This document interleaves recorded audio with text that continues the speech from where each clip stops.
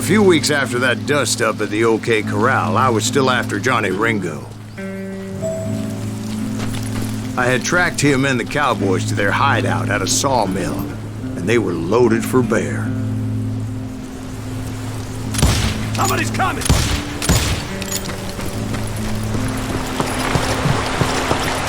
So, what exactly did Johnny Ringo do to piss you off? Well, him and that other bastard. Roscoe Bob Bryant? Yep.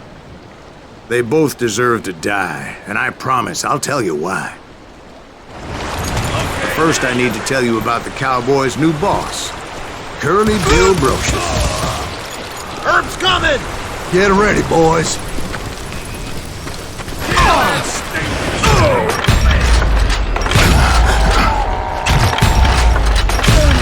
Curly Bill took charge of the Cowboys upon the old man's demise, and after that gunfight at the OK Corral, the Clantons wanted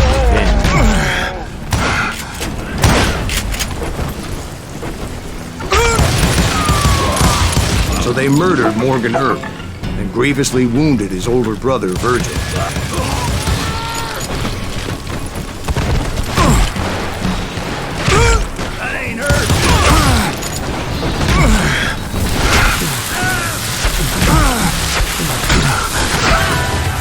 Wyatt and Doc went on what became known as the Vendetta Ride, hunting those outlaws down. So when I showed up, that's who they thought I was.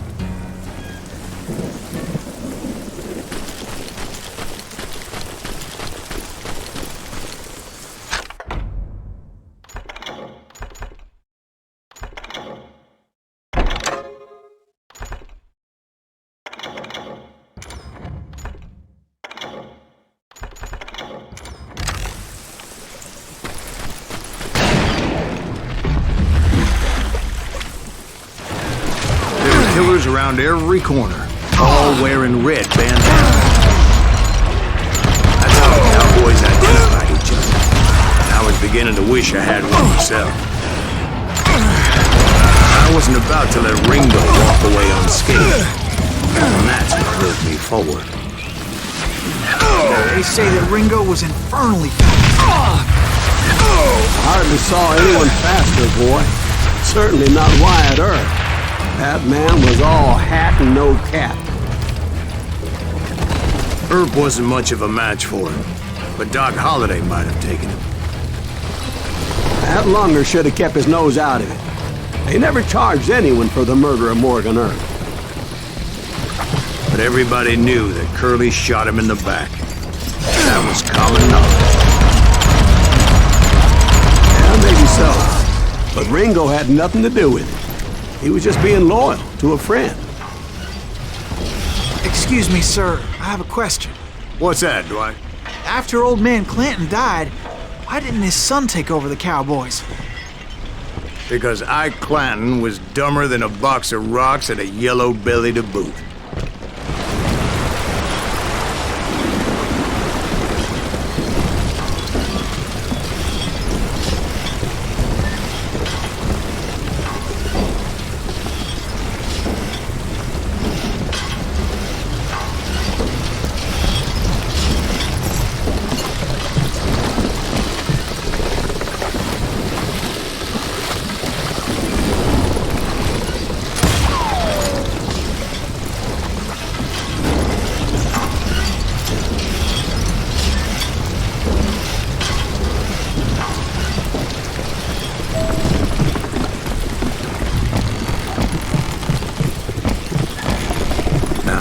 Where was I?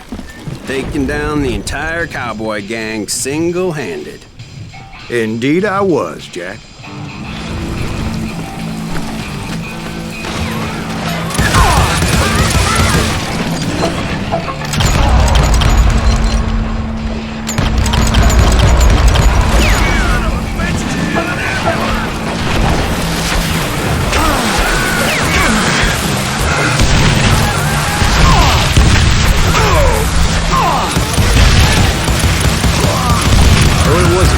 Those boys had good cover.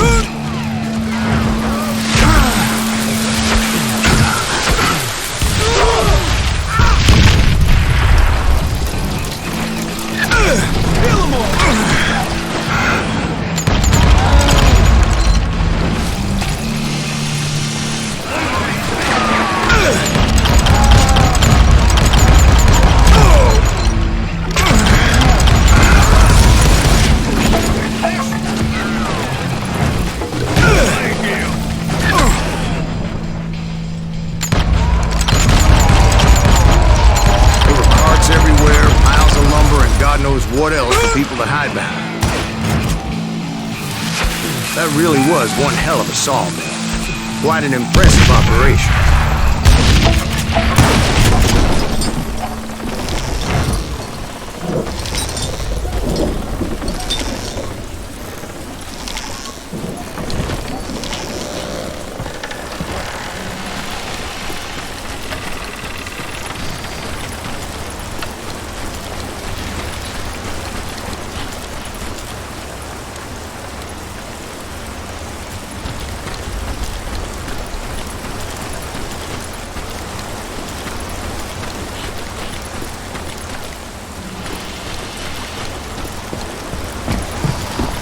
And where was Curly Bill? Did you see him?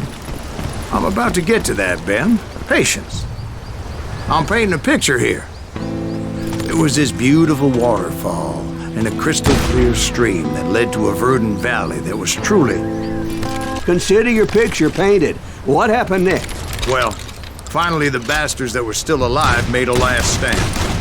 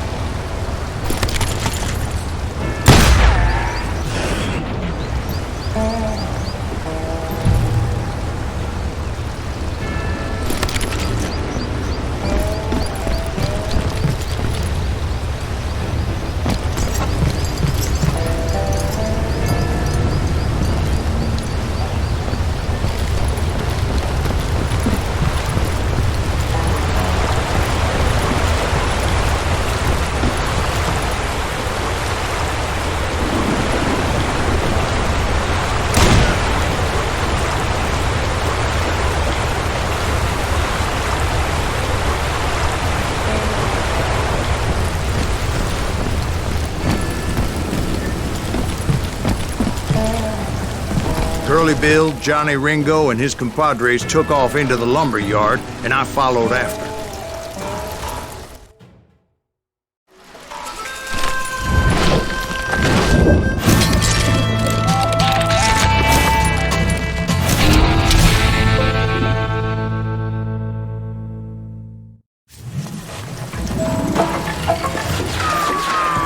Are you saying they ran? Cowardice was not in Ringo nor Curly Bill's nature. No, sir. I never said they were running scared. They just wanted me out in the open.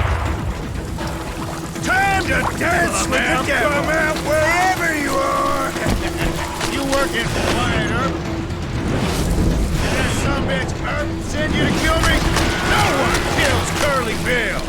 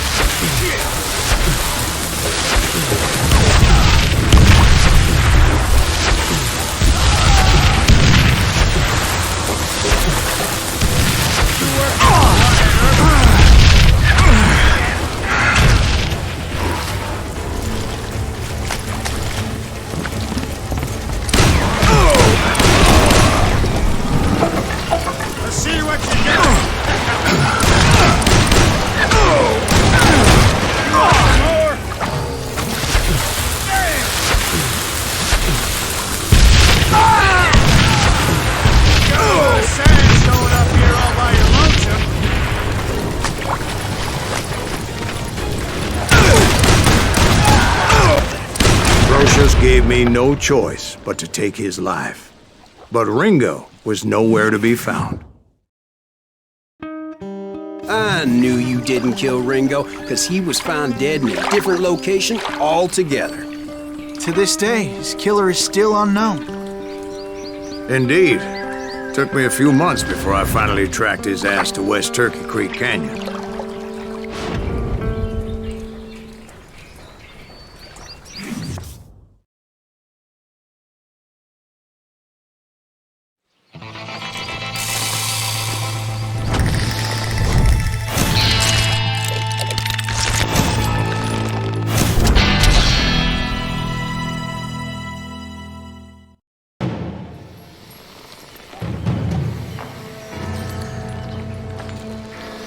That's incredible, sir. I always thought that Doc Holliday was the one that killed him.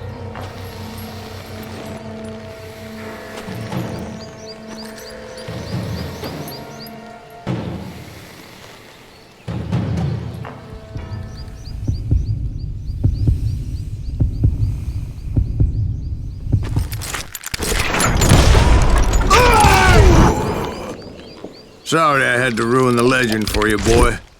But the legend ain't always true.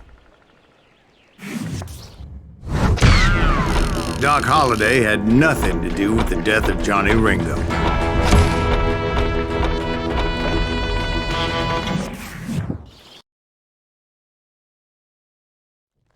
I was paid I knew I needed resources if I was going to track down Roscoe Bob Bryant.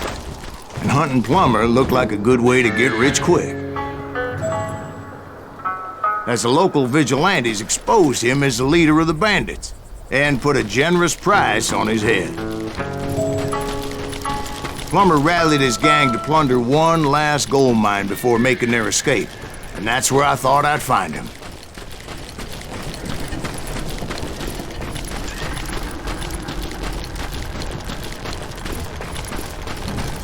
It makes me nervous standing so close to all these goddamn barrels of gunpowder. Why would you be nervous? No one has the cojones to come after us. As long as you don't light up a cigar, we're fine. Yeah, besides, George is up there on the rocks with that rifle of his. Nothing gets past him.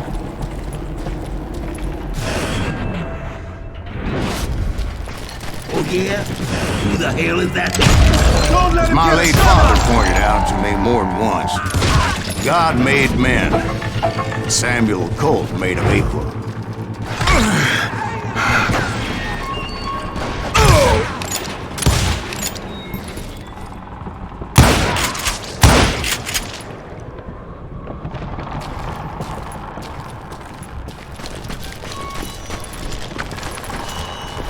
I knew that dynamite wasn't mine, so I decided the polite thing would be to return it.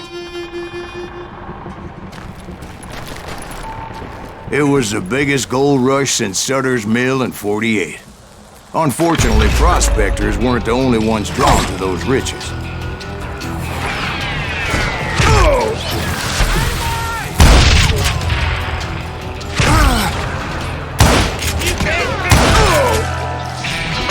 There were thieves and killers, robbing travelers and hijacking gold shipments.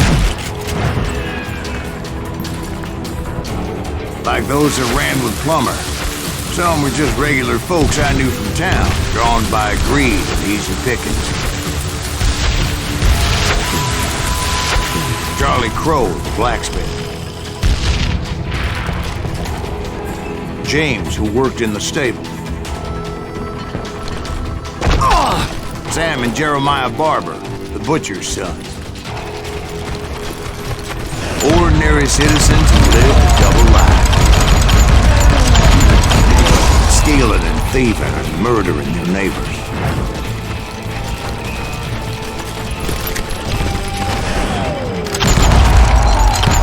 Of course, the rest were veterans of the Civil War.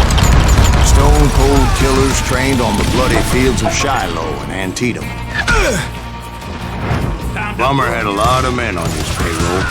A hell of a lot. That son of a bitch pretended to protect the public with one hand while stealing them blind with the other. He set up a defensive perimeter which I had no idea how to breach. Dangerous, desperate vigilant. I was outnumbered and in way over my head, but I was too damn stubborn and stupid to realize it. I thought I was some kind of hero.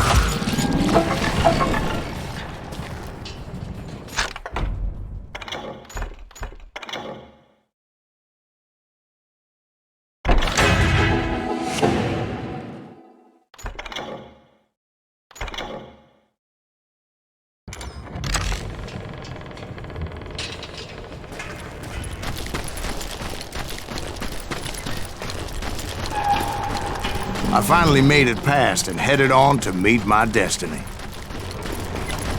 But first, I had something I needed to figure out. I had a few ideas on how to get into that mine, but once I made my decision, I knew there was no turning back. So my first thought was to enter the nearest mine portal. I saw an entrance. Made sense. It was the quickest way in, but that also made it more dangerous, as there would undoubtedly be enemy pickets posted along the way.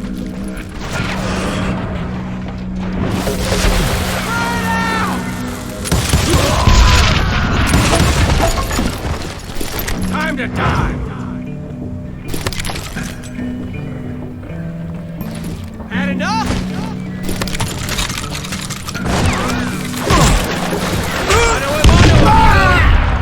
Besides, once you enter a mine like that, it's easy to get all turned around.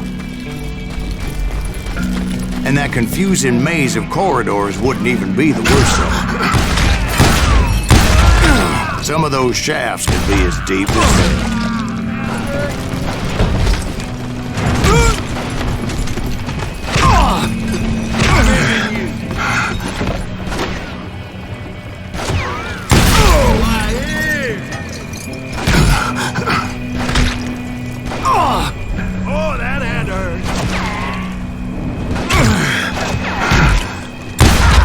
A single stumble or misstep can easily end in a deadly plunge to oblivion.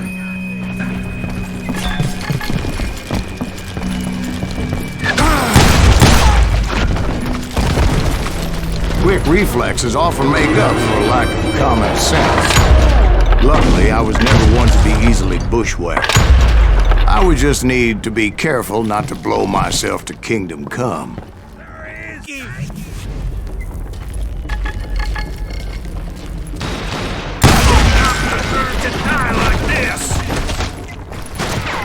One wrong bullet could have turned that mine into a dad-blasted tomb.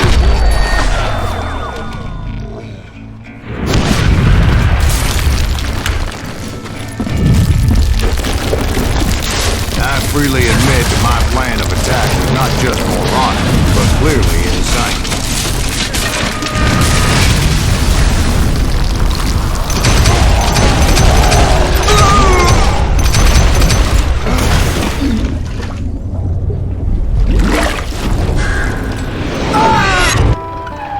It's a good thing that I abandoned that ridiculous plan before I even tried it.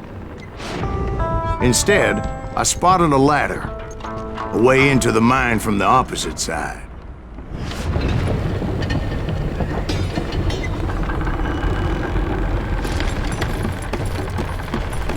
It was a long way around, but that approach seemed more sensible at the time. Of course, being I had a problem with heights, that scaffolding scared the bejesus out of me. Climbing down that ladder required some caution, because even though I had a younger man's reflexes, no man can dodge a damn bullet while climbing down a rickety ladder. I needed to make a leap of faith, which ain't easy when you're suspended between heaven and hell.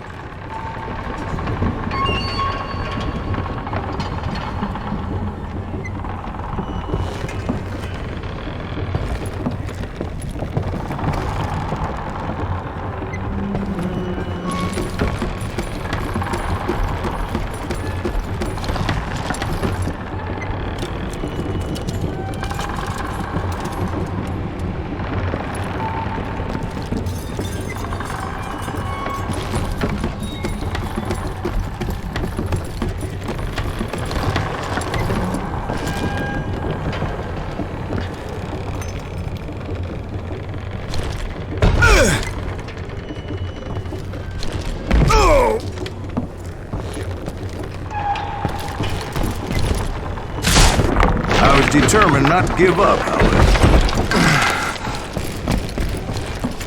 That Sheriff Plummer seemed quite the despicable character.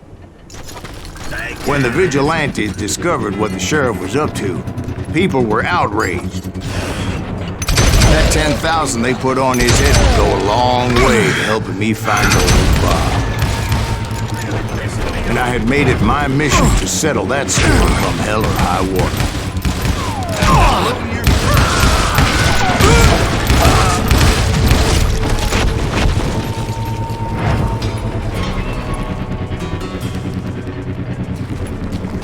first, I would have to make a choice. Take the elevator or climb the ladder.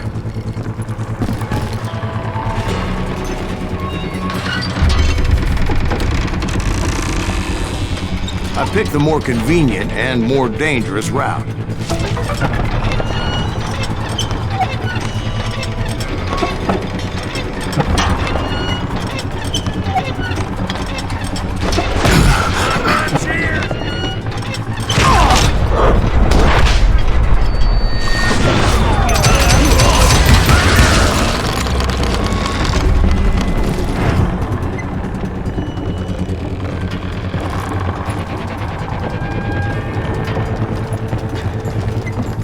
Plummer was a mad dog killer, and the people of Nevada City deserved better.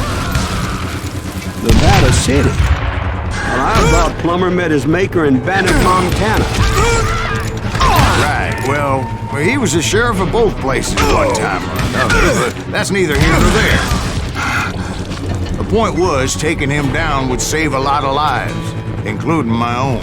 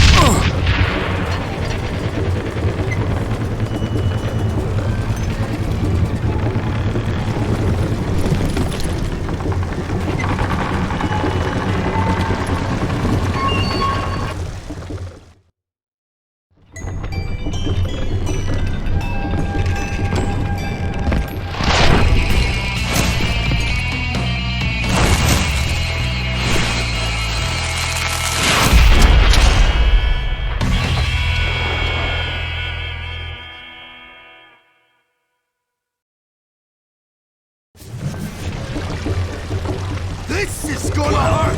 This day is just getting worse and worse for you! Henry Plummer was clearly unhinged, and I could see right away that this was gonna take some doing.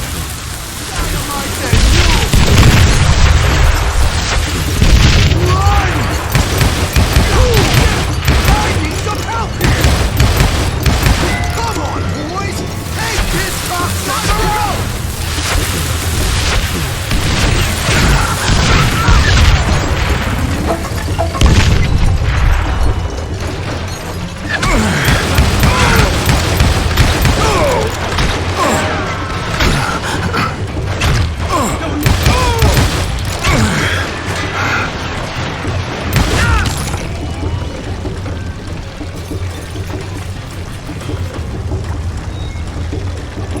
They're gonna need a dustpan to pick you up!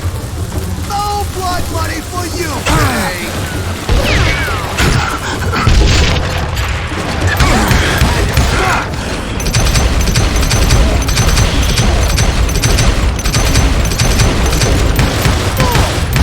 I'm going all medieval on your ass!